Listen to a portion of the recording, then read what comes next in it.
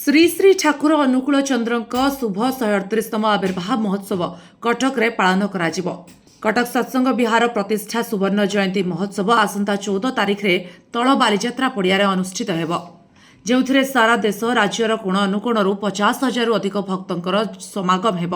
महोत्सव रे भजन कीर्तन प्रार्थना आलोचना चक्र प्रसाद सेवन कार्यक्रम रहिबो। परम प्रेम श्री श्री ठाकुर अनुकूल चंद्र 138तम जन्म महोत्सव तसहित जुगाचार्य परम पूज्यपाद श्री श्री बड़दांकर कटक शुभागमन 50 वर्ष पूर्ति।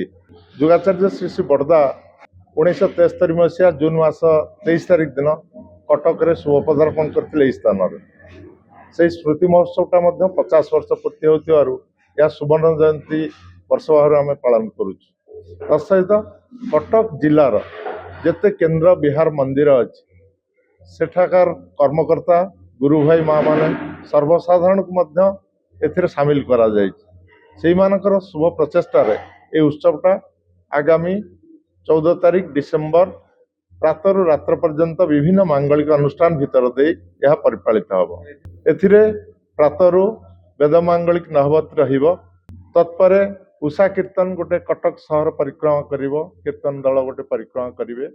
प्रातः 6:13 समय सकाळे विनती प्रार्थना यही मंदिर रे हबो एवं बालीजात्रा पड़ियार उपर पड़ियार तार परे जो माने आगंतुक भक्त माने आसीथिबे से माने भजन करिवे, कीर्तन करिवे, जे सेमानकर स्व अनुभूति जहाँ अच्छी से माने मध्य ताको परिवेशन करिवे।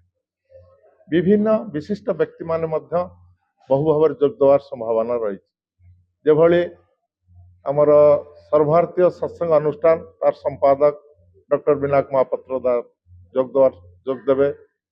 दिल्ली सत्संग विहार सचिव श्रीजुक्त जतीन्द्रनाथ महांती प्रातिनिधिक से जोग देवे। एभली बहु मान्यगण्य व्यक्ति माने जोग देवार संभावना देखा